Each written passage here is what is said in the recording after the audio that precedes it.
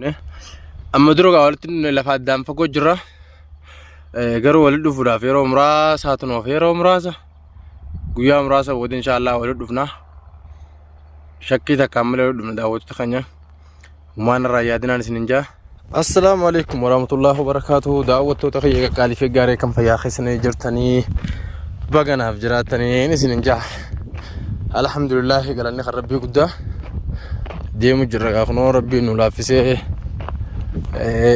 yaani ibsaan akkuma naan jeesal hin deemne lookashinuma natti ergee na isinillee nagaa qabdan fayyaadha alhamdulillah jirra gaafnoo as geenye baga jiraatan isin jaa. deemicha keenya gaa ture akkuma itti ufee jira wanni takka illee nu deemicha keenya gaa jabaannee itti ufee jira alhamdulillah galanni kan rabbii guddaa daawwattoota keenya nama jirtan isin fayyaadha baga nuuf jiraatanii kunoo deemuma jira karaa badoorraan deemu jira akkanatti gaa kunoo as geenye gaa daawwattoota keenya wanni waliin jennu waa takka illee hin jirtu nageuma agartee nagaa fayyaa jaalalaa fi gammachuu wali dhaamna anitti hedduu tokkaan isin jaaladha hedduu tokkaan isin kabaja ibsaan fayyee jira alhamdulillah wayyaa jira biyaa bilbilaan illee wal dubbisnee jira nuti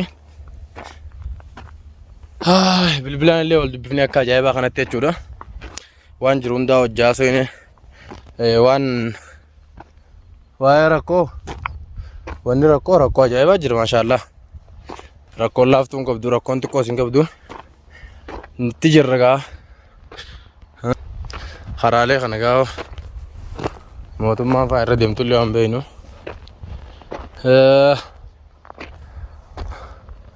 kunu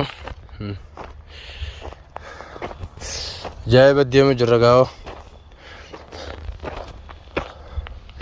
isin mul'ata garuu karaan sirriitti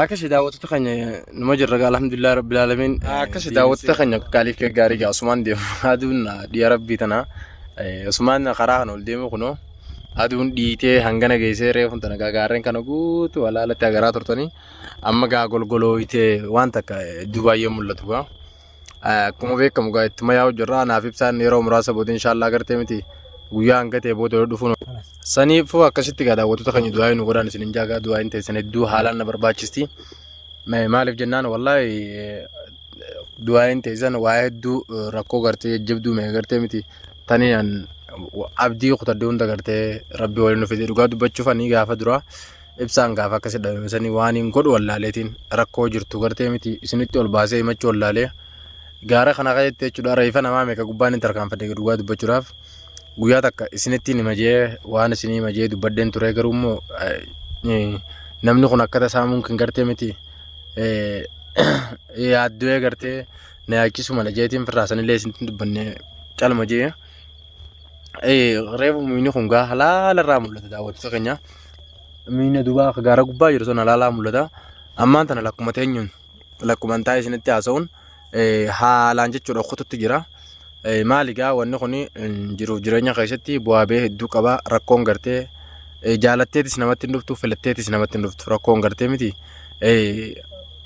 ifumaaf dhufti jechuudha gartee miti rakkoon abalurraan dhufaa dachaasirraan dhufaa ibsaarraan dhufan jettu alhamdulillah rabbil alamin rakkoo biraa gwaan isin jiru rakkoo biraa hin qabnu yaa'u rakkoon teenya tanuma addaan bannee gartee gaara keessatti dilana dhiphanne kana malee waan biraati miti alhamdulillah qaamaa fayyaan qabaan akka kiyyatti ibsaalleen kunoo wayyaa fayyee jabaatee duraanis wanni salaaffise hanqina konkooti malee waan biraati miti na akkasitti jechuudha daawwattoota kiyyaa waliin jirra waa hundaa gartee miti waan jiru guutuu rakkoo teenya guutuun wajjin qooddachuu keessaniif hedduu takkanaaf galatoomaadha hedduu takkaan isin jaaladha hedduu takkaan isin kabaja ammoo asirratti rakkoon gartee akkuma itti fuftetti jirti rakkoon gartee erga nuti deemne rakkoolee hedduutu nu duubaa illee uumaa jira waan haaree hedduutu nu duuba illee taa'u jira waan gartee duraan jibbinee biyyaa biraa deemne wanni sunilleen hanga ammaan tanaatti tan gartee furmaanni hin dhufin takka illee hin jirtu jechuudha akkashii daawwattoota keenya wanni kuni waan hedduu nama aarsaa keessa.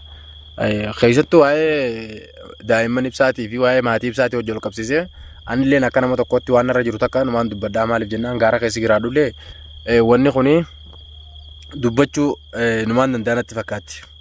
Maaliif namni tokko beekadhu namni gartee imala irra jiru tokko waan gartee bakka itti deemu sanitti dadhabbii isaatii fi beelaa fi dheebuu isaa hunda mul'ata isaa ka fuulduraa san ilaaleeti kanneen hunda obsaa deema jechuudha. Rakkoon ni jirti bu'aa ba'ee keessatti wanni jiran jirtu kuni haala jireenyaati. Gufachuun kufuun namni tokko gufachuu jechuun kufuu jechuu miti. Kufuu jechuun ammoo cabuu jechuudha miti. Namni bakka itti gufate sanitti akka lamadan gufanneef haala mijeeffachuu qaba. Lammaffaas deebi'ee namni bakka taraa takka itti kufetti lammaffaa kufuun suni mataan isiitu dhukkuba. Saniif nuti bakka garsee kaleessa itti gufachaa turre hundaa'u irraa waa barannee deemaa bira kutu qabna malee deebinee bakka kaleessanitti gufachuun barbaadu. Ani deebi'ee bakka kaleessanitti gartee kufuun barbaadu. Nama nangeenya wajjin gad deebi'ee dibbee qoortootu mullee hin barbaadu. Bu'aallee naaf hin qabdu. Hedduu takka waan naaf hin taane jechuudha. Dhugaa dubbachuuf ani akka ajaa'ibaa kanatti wanni sun naaf hin taane. Maaliif haala jireenyaa keessatti wanni nama mudannee hin jirtu. Yeroo nuti gartee baanee gartee fiifuu gartee imala irra jirru kanatti osoo sammuun namaa dalaydee osoo gartee nama kana dhuguma sanitti gartee jaalalaaf barbaadanii namni maatii namaa hin rakkisu. Maatii namaa rakkisu. Ilmaan namaallee hin dhiphisu. Bultii namaa gartee maatii nagaa kan jiraachuu jirullee daa'ima fuudhanii kana onna godhuun kaayyoo ibsaa duuba deebisuu jaama. Kanaaf ammoo namni tokko eega bahee dhiirti eega haatee tartakka murattee if duuba deebi'uun qabdu akka kiyyetti jechuudhaan. Wayyaa rabbi subhaanallah. Meelaa laga reefu nagumaan gaara kan hundaa harkuu jirtanii osuma agartanii gaa isinitti illee dukkanaa'e humaa daawwatta kiyyagaa kun haala jiruuf jireenyaati jechuu barbaadeeti. Akkasitti wanni kuni waan gartee miidhaa namarra fidu waan gartee seenaa gartee nama keessaa hin banne kan qaallettiin maariin dalaguu jirtu suni mucaa fuutee mucaa san akkasitti rakkisuun suni osoo naan gartee deengadda hin dubbaddu jeetu nusee rakkoo ibsaan keessa jiru sanii fi ibsaan gaara keessatti miidhamee dhabamuu sanii hojii wal qabsiisee dubbachuun naaf mijjooyne numaan nusee maaliif garaan gaartee yoo waa hunda dubbatan garaan duwwaa fajaanii saniifin hin dubbatini anaaf ibsaanis inshaallah wal harkuudhaaf gartee miti yoo akkam fagaate guyyaa takka nuuf hin ga'u liyyaanee wali dhufna waan jiru immoo akkuma beekamutti gaa waliin qooddanna rakkoo jiru hundaa'u jechuudha. Isinis daawwattoota keenya baga gammaddaniin isinin jaa ibsaalleen gartee duraan akka gartee an gaafaan gad deebi'u san hedduu takka dadhabee beelawee akka jabaa takkaan rakkachaa ture maaliif jennaani gizeen isa dhabu sanitti jechuudha. Nyaataa dhugaatii wallaalee haalumaan keessa jiru hundaa'u wallaalee nattuu dukkanaa jireenya kun guyyaadhaan natti dukkanaa dhugaa dubbachuudhaaf dukkanawwan isinin jiru beekadhu namni gaafa takka gaafa gartee hangu gandaa ifuu si dukkanaa jira gaafa gartee guyyaan nama dukkanaa kan jaansanii guyyaa akka dabareessan ture. Alhamdulillahi rabbil alamin galanni kan rabbii guddaa rabbiin gaa isallee fayyisee isallee mul'isee walillee bilbilaan dubbisne haala jiruuf jireenya waa hunda hojjeen haasofne akka if duuba gad deebi'ullee naayimee ture lakki if duuba gad hin deebiin anaasitti dhufaa waan jiru takka illee bilbilaan illee walitti himne akkasumatti lookashinillee naaf ergee ture. Alhamdulillahi rabbil alamin rabbiif galanni haa ga'u. Wanni kun gaa nama hundaafuu barnoota ta'uu qabaa beekadha waan takka ijoolleen teenya warroonni gaara kana keessa deemtan warroonni gartee gana deemuuf teessan illeen deemuu jecha hariba deemuun duraanuu nuti eega biyyarraa kaanee as geenye deemichi keenya waa takkaa akkuma itti uffat jira waa takkaan dhaabbannee jecha barbaadeeti.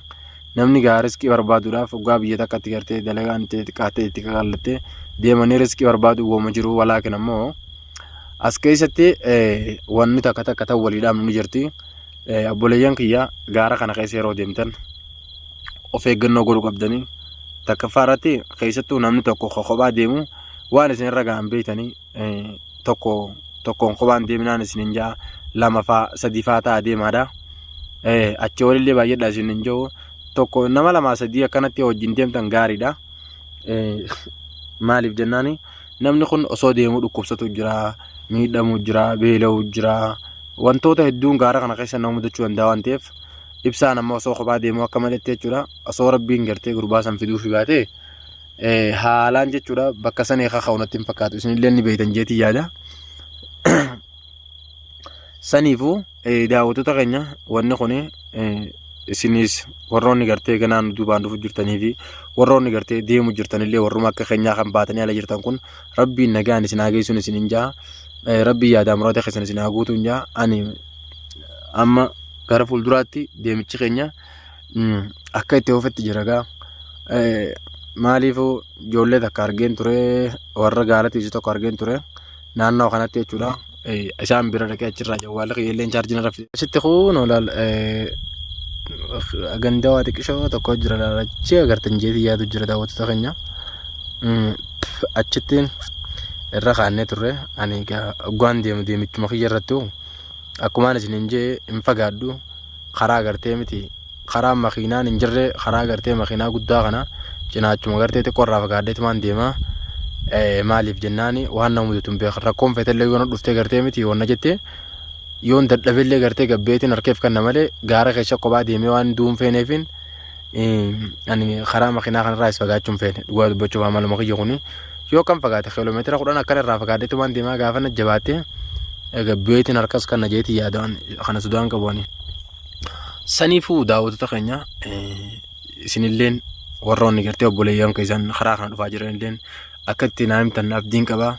Gaara kana keessa kophaan deeminaadha. Amma akkuma agartan kana aduun asuma nadhiite.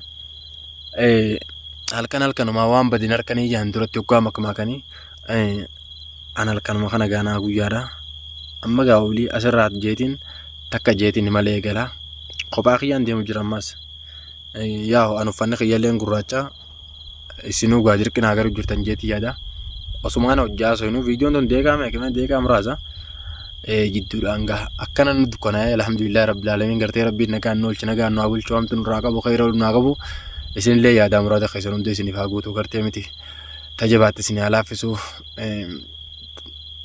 tafagaattillee isin haa dheessuu ta'e isin dheessillee gartee miti rabbi isin haa fudhachiisu ta'e fudhattinillee rabbi isin haa nyaachisu yaadaa muraata keessan rabbi isin haa guutuu subhaan rabbika rabbil izzati amma yasifuun wasalaamun alal mursaliin walhamdulillahi rabbil alamin allahumma salli ala muhammadin wa ala ali muhammadin kama sallaita ala ibrahim wa ala ali ibrahim fil alamin innaka hamidun majid.